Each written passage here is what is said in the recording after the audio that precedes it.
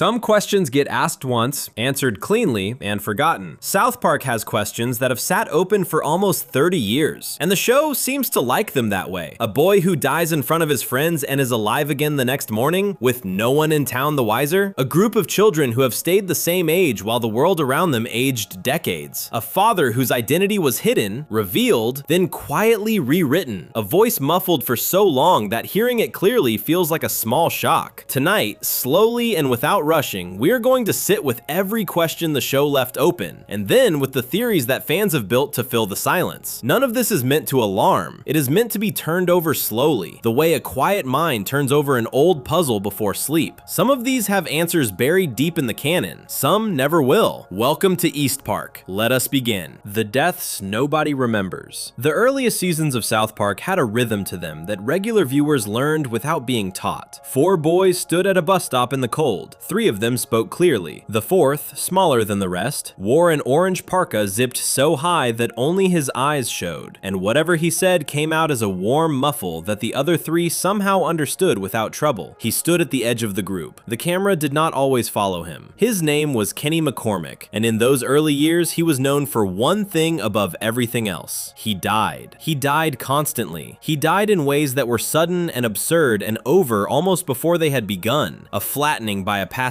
car, a goat, a pack of wild animals, a piece of falling equipment, a laser, a misfired science experiment. The methods changed from week to week, and the show treated each one as a small, dark surprise tucked somewhere into the half hour. The moment a death landed, 2 of his friends would react with the same words every time. Stan and Kyle would cry out that someone had killed Kenny, and then they would call whoever or whatever did it a bastard, and the episode would carry on as if a page had simply been turned. There was no funeral that lasted. There was no week of mourning. The story moved forward, the credits rolled, and the next episode opened with Kenny standing at the bus stop again, alive, whole, his parka zipped to his eyes as though nothing had happened at all. For a long stretch of the show, that was the entire shape of it. A boy who could not stay dead, in a town that could not seem to hold on to the fact that he kept dying. The strangeness of it was hidden by how funny it was. A running joke does not invite questions while it is still making people laugh, and this one made people laugh for years. The line about killing Kenny became one of the most quoted things on television in the late 1990s, repeated by people who had never watched a full episode. The gag was so well known that it almost stopped being a gag and became a fact about the world. The way a catchphrase can detach from its show and float on its own. Underneath the laughter, though, a real question was sitting there the whole time, waiting. Why does this boy come back? Why does no one remember that he left? The other children seem to grieve for the length of a single sentence and then forget entirely, and the town around them never marks the loss at all. A child dies in South Park more often than anywhere should be possible, and the place simply absorbs it and resets. For most of the show's first decade, the writers offered nothing to explain this. The deaths were a joke, and a joke does not need a reason. The first crack in that surface came near the end of the 5th season, in an episode whose title said exactly what it intended to do. It was called Kenny Dies. For once, the show refused to play the death for a quick laugh. Kenny was diagnosed with a terminal illness, a real and slow one, and the episode followed his decline with a seriousness the series almost never allowed itself in those days. Cartman, of all people, took up a crusade on his friend's behalf, going so far as to make an impassioned case before Congress in favor of stem cell research, hoping it might save Kenny's life. The research did not come in time. Kenny died, and this time the show did not bring him back the following week. He was gone, and the absence was meant to be felt. Season 6 is the strange, quiet proof of how seriously the writers took that exit. Kenny stayed dead through almost the entire run of episodes that followed. The group at the bus stop went looking for a 4th member to fill the space he left behind. Butters was tried first and pushed out. Tweak was brought in after that, twitching and anxious and never quite fitting the slot. The show seemed to be testing something difficult and honest, asking whether it could go on at all without the boy in the orange parka, whether the chemistry of the group survived his removal. The answer, by the end of that season, was that it did not, or at least not in a way anyone wanted to keep. In the Christmas episode that closed season 6, an entry called Red Sleigh Down that first aired in December of 2002, Kenny returned. He simply came back, more than a year after he had died, and the show folded him back into his place at the edge of the group with almost no fuss at all. That return is where the open question hardened into something the show could no longer wave away. A character had been killed with with full sincerity, mourned, replaced, and then restored, and the series had not explained how any of it worked. The deaths went back to being occasional jokes rather than a near-weekly event, but the deeper mystery remained untouched for years. Why does Kenny return? Why does the town forget? The show let those questions hang in the air across season after season, and for a long while it seemed content to leave them there forever. The answer, when it finally arrived, came wrapped inside one of the most ambitious story arcs the show ever attempted. Across the run of South Park, several of the children had developed superhero alter egos, costumed identities they took on in elaborate games that the show treated as half-real. Cartman became a clumsy and self-serving figure called the Coon. Kenny, quietly, became a hooded vigilante named Mysterion, a far more serious creation than his everyday self ever suggested. In the 14th season, these alter egos took the center of the show for a 3-part story that ran across late 2010. The 3 episodes were called Coon 2, Hindsight, then Mysterion Rises, which aired on the 3rd of November 2010 as the 207th episode of the series, and finally, Coon vs. Coon and Friends. The arc began as a parody of disaster movies and superhero team-ups, with Cartman as the Coon turning on his own teammates and eventually forming a partnership with a vast cosmic creature, the Dark Lord Cthulhu, pulled from the horror writing of H.P. Lovecraft. The two of them went about causing destruction together, while the rest of the children tried to stop them. Somewhere inside that chaos, almost as a side current, the show finally turned to the question it had been avoiding for 13 years. Kenny, in his Mysterion identity, began to investigate his own powers. He wanted to understand why he could not stay dead, and his search led him and his friends to a discovery about his own family. The children learned about a group in town that worshipped Cthulhu, a cult of Cthulhu that chanted dark prayers and held its meetings in secret. Looking into it, they found that Kenny's parents had been members of that cult years earlier. The show framed their involvement gently and even comically. They had not been true believers in cosmic horror. By the account that came through, they had gone along to the meetings largely for the free alcohol, ordinary poor adults drawn in by something small and human. Whatever their reasons, attending those meetings appeared to have created a connection between their unborn son and the thing the cult worshipped. The mechanism that emerged from the arc was strange and quiet and a little sad. Whenever Kenny dies, his mother gives birth to him again, and he grows back rapidly to the same age he was when he died, and the people around him forget the death entirely. The emotional center of the arc is not the action against Cthulhu. It is a single scene in the 3rd part in which Mysterion tries to make his friends understand what is happening to him. He tells them plainly that he cannot die. To prove it, he takes out a handgun and shoots himself in the head in front of them. The boys are horrified for a moment, and then, when he returns, they forget that it ever happened, exactly as he knew they would. The forgetting is the whole point. Kenny has been dying over and over for years in front of the people closest to him, and not one of them carries any memory of it. He has experienced death more times than anyone alive, and has had to carry every one of those experiences alone, because the only person who remembers each death is the one who keeps dying. Later in the same arc, trapped with his friends in a far-off place under Cthulhu's power, he throws himself into a pit of deadly spikes simply to escape, and wakes once more in his own bed, and pulls his hood back on, and goes back to work trying to save everyone. He even comes to understand that the only thing capable of killing an immortal is another immortal, and he tries to use that knowledge against Cthulhu. By the end, his mother Carol gives voice to a quiet regret about ever having attended those cult meetings, hinting that she half understands what her son has become and what it has cost him. So the oldest question in the show did get an answer of a kind. The arc gave a reason for the deaths, a reason for the resurrections, and a reason for the town's blindness to both. What it did not do was close the matter cleanly, and several of its edges are worth sitting with, because the show has never returned to tie them off. It is not fully settled whether Kenny ages normally into adulthood, since the canon shows him as a child who once was a baby and grew, which means he does age, yet the rules of his rebirth past childhood are never spelled out. It is not settled whether the rebirth depends on his mother forever, or what would happen to the cycle if she were not there. It is not explained why this connection fell on Kenny alone and not on others who might have stood in that same cult hall. And it is not made plain whether the town-wide forgetting is the same Cthulhu pact that governs the rebirth, or a separate enchantment laid over the place, or simply the show choosing not to remember its own joke. The arc gestured at all of this and then let the questions drift back into the dark, and the writers have largely left them there ever since. There is one more thread that belongs to this part of the story, even though its full emotional weight will not land until much later. The McCormicks are poor, and the show has never been shy about how poor. In the 15th season finale, an episode called The Poor Kid that aired in November of 2011, the family's hardship becomes the center of the story when police discover a meth lab inside their house and the children are taken away to a foster home. The poverty is real and constant in the canon, a quiet hum behind every appearance Kenny makes, and it sits very close to the mystery of his deaths without the show ever quite connecting the two on screen. That gap between a family that suffers and a boy who suffers more than anyone could survive is exactly the kind of empty space where the most haunting theories about Kenny would later take root. What makes the deaths the right place to begin is that they are the template for everything else this video will touch. A thing is shown plainly, on screen, over and over, until it stops feeling like a question at all. The repetition does the work of an answer. By the time anyone thinks to ask how it could possibly be true, the asking feels almost rude, because the show has been doing it in plain sight for years and treating it as ordinary. The death and return of Kenny McCormick is the first and oldest of these open doors, the one the show eventually walked back through to offer a partial explanation. And even that explanation arrived shaped like a curse rather than a comfort. A boy who cannot die, who remembers every ending, surrounded by people built to forget. The show looked straight at that and chose to keep it. Before we move on, if you're enjoying this analysis, please consider subscribing. It helps the channel tremendously. So the oldest question in the show turns out to carry an answer that only deepens it. A boy reborn again and again while the town quietly forgets each time. That same forgetting points towards something larger, because if no one can hold on to a death, perhaps no one is holding on to the passing years either. In the next part, we sit with a town that has not aged a single day in almost 30 years and ask why time inside it refuses to move. Section 2, a town that never grows up. There is a particular feeling that comes from following a television show across a very long stretch of life. The people watching grow older, they change schools and jobs and cities, they fall in and out of love, they reshape almost everything about who they are. Every so often they come back to the show, and the show is sitting exactly where they left it. The same four boys are standing at the same bus stop in the same thin mountain air, wearing the same coats, complaining in the same voices about the same kinds of things. Decades pass through the audience. None of them pass through the children on the screen. South Park has now been running for close to 30 years, and the boys at the center of it are still 9 or 10 years old, still in the 4th grade, still waiting for a bus that has been pulling up every morning since before a great many of the show's current viewers were even born. This is so familiar that it almost slips past notice, and that is the first strange thing about it. A child who stays a child is ordinary in animation. Cartoon characters have always been frozen in place, locked at a single age so the stories can keep coming forever. What makes South Park different is how loudly the world around those frozen children keeps moving. The show does not pretend to exist in some timeless bubble. It reaches out and grabs whatever happened in the real world that week. The newest phone, the latest election, the celebrity who said the wrong thing yesterday, the technology that did not exist a year ago, and it puts all of it directly into the mouths of boys who never get any older. The clock outside the show runs at full speed. The clock inside it has stopped. Both of these things are true at the same time on the same screen in the same scene, and the show has never once explained how. For the first few seasons, the boys were in the 3rd grade. Their teacher was Mr. Garrison, a man who carried a hand puppet and spoke to it as though it were a separate person, and the early episodes lived inside that 3rd grade classroom. Then, in the 4th season, the show did something it would rarely do again. It let the children move up a grade. The episode that handled it was called 4th Grade. It was the 11th episode of the 4th season and the 59th episode overall, and it first aired on the 8th of November in the year 2000. In it, the boys begin their first day of the new grade, meet their strict new teacher, Miss Choxendick, and decide almost immediately that they hate it. They miss the easy comfort of 3rd grade so badly that they build a time machine using the powered wheelchair of their classmate Timmy and the help of 2 Star Trek-obsessed scientists in order to travel 1 year into the past and undo their own promotion. The plan fails, the way these plans always fail in South Park, and by the end of the episode, the boys come to a small and reluctant peace with the idea of moving forward instead of backward. They accept the 4th grade, and then they stayed there. They have been in the 4th grade ever since that episode in the year 2000, which means the children have now been the same age and in the same grade for around a quarter of a century. The one time the show let them advance a single year, the story was about how much they wished they could go back, and once they had gone forward that single step, the forward motion simply stopped and never resumed. Around those frozen children, everything else updates constantly. The episodes track the real calendar with unusual precision, often written and produced in only a few days so they can comment on something that happened almost in real time. A boy in the 4th grade will talk knowingly about a piece of technology in 1 year and a completely different piece of technology a decade later, while remaining in every other respect the exact same 9-year-old. The cultural references age, the political targets age, the world ages, the children do not. If a person had been born in the town on the day the pilot first aired and had aged at a normal human rate, that person would now be approaching their 30s, old enough to have children of their own who were themselves nearing the 4th grade. Inside the show, the boys who were there at the start are still small enough to be sent to bed early. The show is aware of this. It has chosen, on a small number of occasions, to look directly at the passage of time, and those rare moments stand out precisely because they are so rare. The most quietly devastating of them came in the 15th season, in an episode called You're Getting Old. In it, Stan turns 10 years old, and something inside him shifts. The world begins to look and sound different to him, drained and gray and faintly disgusting, as though growing even 1 year older had pulled a filter down over everything he used to enjoy. His friends' interests start to seem hollow to him. The episode lets his parents' marriage crack and begin to come apart under the weight of the same dull sadness. It is one of the most melancholy half hours the show ever produced, and a great deal of its weight comes from the simple fact that for once, a birthday actually meant something. A single year had been allowed to pass, and the passing of it hurt. The show almost never grants its characters that, and when it did, it treated the experience as a small grief rather than a celebration. There is a flip side to the frozen childhood that makes the whole thing even harder to settle, because the show has proven more than once that it can age these characters whenever it decides to. In the streaming specials released near the end of 2021, the ones built around the long aftermath of the pandemic, the show jumped decades forward and showed the boys as grown men. Stan, Kyle, Cartman, Kenny, and the others appeared as adults with adult lives, careers, regrets, and gray in their hair, living out the consequences of who they had been as children. These specials demonstrated plainly that the writers are perfectly capable of moving their characters through time. They can make them old, they can imagine their futures in detail, which means the permanent 4th grade is a decision and not a limitation. The show keeps the children young because it wants to, and then it occasionally peels back the curtain to show that it could let them grow up at any moment, and then it closes the curtain again and returns them to the bus stop, exactly 9 or 10 years old, exactly where they always are. It is not only the children who are caught in this, the whole town behaves the same way. South Park has been destroyed, flooded, burned, overrun, and reduced to ruins more times than anyone could easily count, and by the start of the next episode, it is whole again. The buildings standing, the streets clean, the residents going about their business as though nothing had happened. Characters die and then reappear with no acknowledgement of having died. The status quo reaches out and pulls everything back into place between one story and the next, the way a held breath returns the body to stillness. The town is a kind of standing wave, always collapsing and always reforming into the same shape. What complicates even that is that the resetting is not total. The show keeps a strange and selective ledger of permanence. Some deaths do stick. Ms. Choxendick, the 4th grade teacher the boys met in that very episode about moving up a grade, later died within the run of the show and did not come back, and Mr. Mackey had to take over her class. Chef, one of the most beloved figures in the early series, left and met a grim end that the show treated as final. Kenny himself, as the first part of this video covered, was once allowed to die in a way that held for more than a year before he returned. So the town is not simply a place where nothing ever changes, it is a place where almost nothing changes, where the great machine of reset runs constantly, but every so often lets a single loss through and keeps it. Why some losses are permitted to last, while the vast majority are quietly undone, is never explained. The rule, if there is one, has never been written down inside the story. Even the basic question of how old these children actually are resists a clean answer, and this is worth flagging honestly rather than smoothing over. The show places them in the 4th grade, which in the real world means roughly 9 or 10 years of age. Yet across various episodes, individual characters have been described as being 8, which does not line up with the grade they are supposed to be in. The canon is not consistent on this small point, and the show has never seemed to care that it is not consistent. When the subject of their unchanging age comes up at all, the writers tend to treat it as a joke to be brushed aside rather than a mystery to be solved. The agelessness is presented the way the deaths were presented in the first part of this video, video, as a fixed feature of the world that the audience is simply expected to accept and stop poking at. That refusal to explain is, in a way, the most honest thing about it. A great many long-running shows quietly hope no one will notice that their characters never age. South Park does the opposite. It draws constant attention to the gap by anchoring itself so tightly to the real and moving world, and then it leaves the gap wide open, unbridged, in plain view. A 9-year-old discussing this month's headlines while having discussed last decade's headlines at the same age is a contradiction the show serves up willingly and then declines to resolve. There is no in-story machinery, at least within the main timeline, that accounts for it. There is only the convention, held in place far more visibly than most shows would dare to hold it, daring the audience to ask the question it has no intention of answering. The Frozen Town is the second of the show's great open doors, and it may be the one the writers are least interested in ever explaining, because to explain it would be to end it. The endless fourth grade is the engine that lets the show run forever. If the boys grew up at a normal pace, they would have left that classroom around the turn of the millennium, gone to middle school, then to high school, then out of the town entirely, and the show as it exists could not have continued. The stasis is the price of the longevity, and the longevity is the whole point. So the children stay small, the town keeps rebuilding itself, the headlines keep changing while the faces never do, and the contradiction sits there in the cold mountain air, patient and unanswered, the way the boys themselves sit at the bus stop, waiting on a morning that never quite arrives. It is a quiet, circular kind of mystery, the sort of thing that is easy to stop noticing and almost impossible to truly explain, and the show seems to prefer it exactly that way. Before we move on, if you're enjoying this analysis, please consider subscribing. It helps the channel tremendously. So the town turns out to be a place where the clock both runs and stands still. A frozen childhood the show could end at any time and chooses to preserve forever. Inside that unchanging classroom sits one boy the series keeps circling back to with a darkness it never quite resolves. In the next part, we look at Eric Cartman, the hidden truth about where he came from, and the larger question of what he actually is. Section 3, the Cartman question. Of the 4 boys at the bus stop, one stands slightly apart from the others in the way the show treats him. He is the loud one, the one whose schemes drive whole episodes, the one the camera lingers on longest, and the writers seem to find the most endlessly useful. Eric Theodore Cartman is a 4th grader like the rest of them, the same height as a child, dressed in a child's red coat and blue and yellow hat, prone to a child's tantrums and a child's appetites. He is also, by the show's own steady accounting across the years, one of the most disturbing figures ever placed at the center of a comedy. The gap between how small he looks and what he has actually done is enormous, and the show has spent close to 3 decades widening it. Before any of that darkness was clear though, the very first large question the series asked about Cartman was a simple one, almost tender in its way. It wanted to know who his father was. That question carried the first season toward its close. In the final episode of the first run, an entry whose title bluntly called his mother a dirty slut, Cartman set out to discover the identity of his father, and the search turned up an uncomfortable truth about his mother Leanne, which was that she had been intimate with a great many of the town's men and creatures during a single chaotic event years earlier, leaving the matter genuinely unclear. The episode ended on a cliffhanger and promised an answer soon. What happened next became a small piece of television history in its own right. The show had announced that the resolution would arrive in a matter of weeks. When the date came, on the 1st of April, the series aired a completely unrelated episode instead, a strange detour following 2 Canadian characters, and offered no answer at all. It was a deliberate prank played on the entire audience, timed to the calendar, and it worked exactly as intended. Angry letters and phone calls poured in. Fans had to wait several more weeks before the actual conclusion arrived. When the answer finally came, in the early 2nd season episode that declared Cartman's mother to be still a dirty slut, it was as bizarre as the buildup had been long. The town doctor, the eccentric geneticist Mephisto, gathered everyone together to announce the result. The revelation was that Leanne was a hermaphrodite, a person born with both sets of genitalia, and that she was therefore not Cartman's mother at all. She was his father. The mother, by this logic, was someone else entirely, and Leanne had carried him as the male parent. It was a punchline shaped like an answer, the kind of thing the show specialized in during those early years. An explanation so strange that it closed the question by making it absurd. And for a remarkably long time, that absurd answer simply stood. It became the official account of Cartman's origin, repeated and referenced, allowed to settle into the canon and harden there across more than a decade of episodes. Then the show tore it down. In the 14th season, in a two-part story whose second half was simply called 201, and which aired in the spring of 2010, the truth was rewritten from the ground up. The hermaphrodite explanation, it turned out, had been a lie all along, a cover story the town had constructed and maintained for years. The reason for the lie reached back to a piece of local pride. Cartman's real father had been a man named Jack Tenorman, a player for the Denver Broncos during a season the team was doing unusually well. Leanne had been involved with him, and the town, terrified that the scandal of a famous player fathering an illegitimate child would distract from the football team's good run, had buried the truth. They had altered the results and fed young Cartman the strange story about his mother being his father, simply to keep the affair quiet. Whether Jack Tenorman himself ever even knew about the pregnancy is something the canon leaves genuinely unsettled, and it is worth being honest that the show never closed that particular gap. What makes this retcon so much heavier than a simple change of records is the name attached to it. Jack Tenorman was the father of Scott Tenorman, and Scott Tenorman is a name that carries one of the darkest episodes in the entire series. To understand the weight of 201, the story has to step back several seasons, to the 5th, and to an episode called Scott Tenorman Must Die. In it, Scott, an older boy, humiliates Cartman by tricking him into buying his pubic hair under the pretense that it will make Cartman mature faster. The humiliation is small. Cartman's response to it is not. After several failed attempts at petty revenge, Cartman constructs an elaborate and patient plan. He manipulates the situation so that Scott's parents, Jack Tenorman and his wife, are shot and killed by a local farmer named Denkins, who has been led to believe they are dangerous trespassers. Cartman then collects the bodies, grinds them into chili, and serves that chili to Scott himself at a public chili cook-off. When Scott realizes what he has eaten, Cartman reveals the whole scheme and savors the boy's anguish, even leaning in to taste his tears. The episode is widely regarded as the moment the show stopped letting anyone mistake Cartman for an ordinary bratty child. A child capable of that is something else, and the series knew it. Now the two episodes lock together across 9 years of broadcast, and the result is genuinely staggering when laid out plainly. The man Cartman arranged to have killed, ground up, and fed to his enemy was his own biological father. The enemy he fed that chili to, the boy whose tears he licked, is his half-brother. Cartman committed the murder of his own father and the cannibalizing of him by proxy, and he did all of it years before he had any idea who Jack Tenorman actually was to him. When 201 finally delivers this revelation, Cartman's reaction is the most telling part of the whole thing. The murder does not seem to register at all. What distresses him is something small and vain. He is horrified to learn that Jack Tenorman was a redhead, which makes Cartman himself part ginger, a group he has spent the show mocking and persecuting. He grieves over that. Then he comforts himself with the thought that being the son of a Broncos player also makes him part Denver Bronco, and he takes genuine pleasure in that. The crime that should have shattered any person barely touches him. The trivial detail consumes him. That reaction, placed where a moment of horror should be, says more about what Cartman is than any direct statement the show could have made. So the question of Cartman's parentage did eventually receive an answer, and then a second answer that declared the first one false. The show overwrote its own canon to deliver something darker, turning a strange old joke into the hinge of a years-long tragedy. The pattern from the earlier parts of this video repeats here in its sharpest form. A question is raised, an answer is given. The answer is allowed to stand for years. Then the show reaches back, unmakes its own answer, and replaces it with something that recolors everything that came before. The origin of Cartman is one of the very few mysteries the series has bothered to fully resolve, and it resolved it by making its earlier resolution a lie. Underneath the solved puzzle of where he came from, though, sits a far larger question that no reveal has ever touched, and it may be the deepest open door in the whole show. The question is simply, what Cartman is. The parentage answers where his body came from. They explain nothing about the thing living inside it. Here is a child who orchestrates the deaths of 2 adults out of wounded pride, who has across the years schemed to exterminate an entire group of people, who torments his supposed best friend Kyle with a steady stream of cruelty aimed at the boy's Jewish heritage, who manipulates and lies and harms with a patience and a creativity that no 9-year-old should possess. The show presents all of this not as the behavior of a misunderstood kid, but as the genuine output of whatever Cartman is. And yet, he remains one of the 4. He sits at the bus stop every morning beside Stan, Kyle, and Kenny. He is folded into the group as though he belongs there, as though the things he has done can coexist with ordinary childhood friendship. The series has never explained why the others keep him close. It has never explained why a town that is seen what he is capable of, continues to treat him as a child like any other. The toleration of Cartman is presented exactly the way the deaths of Kenny and the frozen ages of the town are presented, as a fixed feature of the world that the audience is expected to absorb without asking. The show has, on at least one occasion, deepened this question rather than answered it. In the streaming specials set decades in the future, the ones that imagined the boys as grown men, the adult version of Cartman appeared as a devout rabbi, married to a Jewish woman, raising Jewish children, fully and sincerely living the very faith he had spent his entire childhood attacking. It was offered without a clear explanation of how the boy became the man. It should be flagged that this future is a special, set in an imagined timeline rather than the ongoing main story, so its standing in the canon is uncertain. Even as an alternate vision though, it lands as one more layer of the same mystery. The show looked at its most hateful character and chose to picture his future self as the embodiment of the thing he hated, and then declined to say what that was supposed to mean. The interpretation of that image belongs to a later part of this video. For now, it stands simply as evidence that even the show does not seem entirely sure what Cartman is, or what he is becoming. What can be said with confidence is small and unsettling. Cartman's origin is known, his nature is not. The series rewrote the facts of his birth twice and left the question of his soul completely untouched, and that imbalance is the heart of the matter. A great many shows build a villain and then explain him, handing the audience a wound or a reason that makes the cruelty legible. South Park did the opposite with Cartman. It gave him a fully worked out backstory, complete with a buried father and a secret half-brother and a town-wide conspiracy, and used none of it to account for the boy himself. He is the most documented character in the show and the least understood. A small figure in a red coat whose history is settled and whose meaning is not. The deaths of Kenny were the first open door. The frozen town was the second. The thing inside Eric Cartman is a third, and unlike the others, it is one the show seems to have decided it will never walk back through. Before we move on, if you're enjoying this analysis, please consider subscribing. It helps the channel tremendously. So the boy whose origin the show rewrote twice turns out to hide a far older question underneath. The question of what he actually is, which no reveal has ever answered. He is not the only one of the four carrying something the show keeps hidden in plain sight. In the next part, we turn to the quietest member of the group, the muffled voice under the orange hood, and the strange things that voice has been saying all along. Section 4. What Kenny is saying. Of the four boys who wait at the bus stop, the smallest has always been the hardest to hear. Kenny McCormick wears an orange parka pulled so tight that the hood swallows almost his entire face, leaving only a narrow gap for his eyes and a muffled warmth where his mouth should be. When he speaks, the sound comes out wrapped and softened, a low mumble that rises and falls with the shape of real words without ever quite becoming them. The other three understand him perfectly. Stan answers his questions. Kyle laughs at his jokes. Cartman argues with him. The whole town seems able to follow whatever he is saying, nodding and responding as though his speech were as plain as anyone's. The only ones left out are the people watching, who lean in and catch the rhythm of a sentence and almost none of its content. For close to 30 years, the show has let one of its four central characters speak in a language the audience is not allowed to share. The sound itself has a simple and human origin. Kenny's muffled voice is produced by the co-creator Matt Stone, who reads the character's lines while speaking into his own cupped hand, smothering the words just enough to blur them while keeping the cadence intact. The character came from an even simpler place. Parker and Stone based Kenny on a boy they had known growing up, a kid who wore an orange hooded coat zipped up over his face, and who other children would say had died whenever he was absent from school. The parka, the muffle, the strange aura of a child who keeps disappearing, all of it traces back to a real memory carried into the show and turned into something stranger. From his earliest appearances in the homemade shorts of the early 90s through the first televised episode in the summer of 1997, the hood has stayed up and the voice has stayed buried. A great deal hides inside that buried voice, and this is where the question at the heart of this part begins to sharpen. The muffling was never only an aesthetic choice, it became a tool. Because no one in the audience can clearly make out what Kenny is saying, the writers were able to put words in his mouth that would never have passed in plain speech, lines far cruder and more adult than a children's character would normally be allowed to deliver. Kenny became the show's hidden outlet, the place where the most explicit jokes could be slipped in under the cover of the hood, intelligible to the boys around him and lost on everyone else. The character developed a reputation among fans as the most quietly perverted of the four, the one who somehow knew a surprising amount about grown-up matters for a child of 9 or 10, and that reputation grew directly out of the lines the muffle was concealing. Devoted viewers have spent years trying to decode those mumbled sentences, slowing the audio, comparing notes, assembling lists of what Kenny was actually saying in scenes where the show was counting on no one being able to tell. The voice that sounds like gentle nonsense has, much of the time, been saying things the show could never have aired aloud. The strangeness deepens when the show chooses, on rare occasions, to lift the hood and let the voice come through. These moments are few, and the fandom treats each of them almost as an event. Across the entire run, Kenny's full face has been clearly visible only around a dozen times, and Parker and Stone have kept it that way on purpose, understanding that the mystery is a large part of why the character holds the imagination the way he does. The most famous unveiling came in the 1999 feature film, South Park: Bigger, Longer, and Uncut. At the film's climax, Kenny finally lowers his hood and the audience sees his face for the first time. An ordinary, plain-featured blonde boy, nothing like the strange hidden figure the muffle had suggested. He speaks clearly, offering a simple farewell to his friends as he rises into the afterlife. The voice in that scene was not even performed by Matt Stone. It was provided by Mike Judge, the creator of Beavis and Butthead and King of the Hill, lending the unhooded Kenny a soft, unfamiliar sound that belonged to no one the audience had heard before. Within the series itself, the clear voice has surfaced only a handful of further times, and almost never from the same source twice. In the 8th season episode The Jeffersons, and again in the 11th season episode Licecapades, Kenny speaks without the muffle, voiced on those occasions by the show's longtime producer Eric Stowe, rather than by Stone. During the superhero arc of the 14th season, in his identity as the hooded vigilante Mysterion, Kenny speaks clearly throughout, though he lowers his voice into a deliberate growl to disguise it, which means even when the words finally come through plainly, they arrive in a tone designed to hide who is speaking them. Smaller fragments exist scattered across the show. In one baseball episode, he is heard cheering as his team wins. In an early episode about losing teeth, he is yanked bodily out of his parka and lands without it, and the sound that escapes him in that moment is a wordless groan. Each of these is a tiny crack in the hood, a half second where the veil slips, and then it closes again. What emerges from all of this is a question the show has never answered, and seems to have no intention of answering. The muffle is not an accident of design that the writers are stuck with. They have proven repeatedly